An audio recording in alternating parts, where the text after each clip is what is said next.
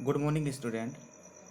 आज हम अपने क्लास 12 चैप्टर 5 की बात कर रहे हैं। आज हम देखेंगे अपना टॉपिक। हमने सारे टॉपिक कवर कर लिए हैं इसके। हमारा लास्ट टॉपिक कह सकते हैं इसका, जो एक देश कंट्री रह गई वो बांग्लादेश है।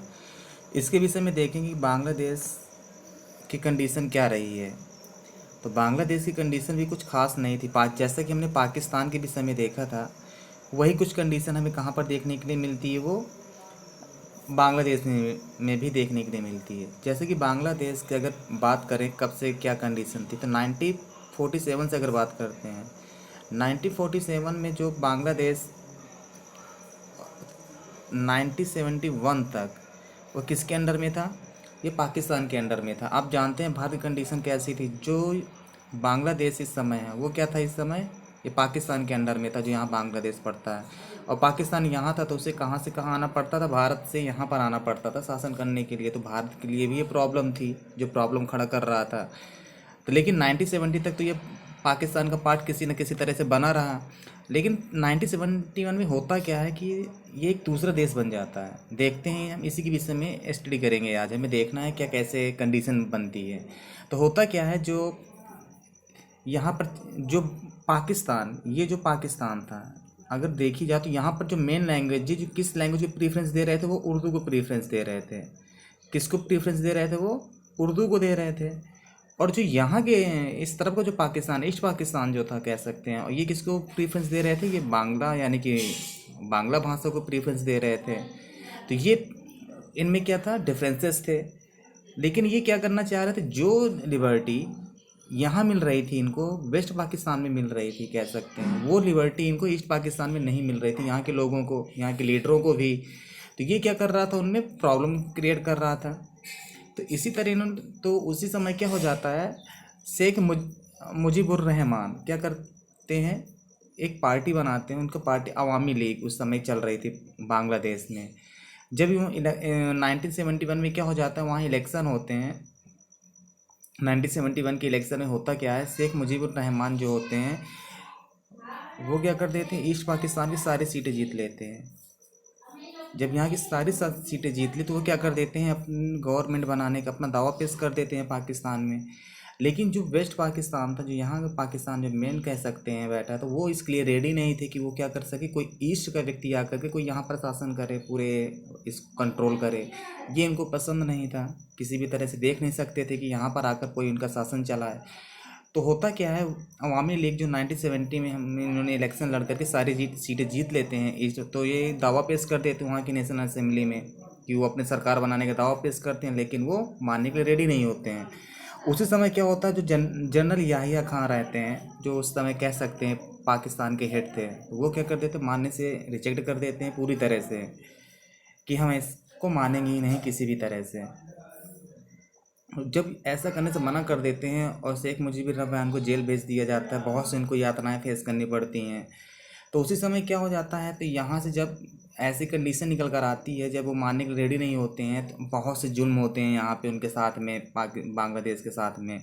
तो उसी समय यहाँ से जो रिफ्यूजी होते हैं वो कहाँ की ओर आते हैं, बंगाल की तरफ आते हैं, भारत की तरफ आते हैं। तो भारत में क्या है कि प्रॉब्लम इमर्ज हो रही थी, रिफ्यूजी की प्रॉब्लम यहाँ पर आ रही थी, क्योंकि लोग कहाँ से निकल कर आ रहे थे, तो भारत की ओर आ रहे थे, इंडिया की ओर आ रहे थे निकल कर के बांग्लादेश से। तो यहाँ रिफ्यूजी की प्रॉब्लम निकल कर आ रही थी। तो भारत ने क्या कर दिया, इनको सपोर्ट करने का, फाइनेंशियली एंड किसी हर तरह से इनको सपोर्ट करने के लिए मान जाता है, क्योंकि भारत में प्रॉब्लम आ रही थी रिफ्यूजी की। तो किसी न किसी तरह से इंडिया रेडी हो जाता है, इनका सपोर्ट करता है। और 1971 में क्या हो जाता है, भारत पाकिस्तान का युद्ध होता है, जिसमें पाकिस्तान की हार होती है और बांग्लादेश नाम का एक नया देश हमारे विश्व के नक्शे में आ जाता है।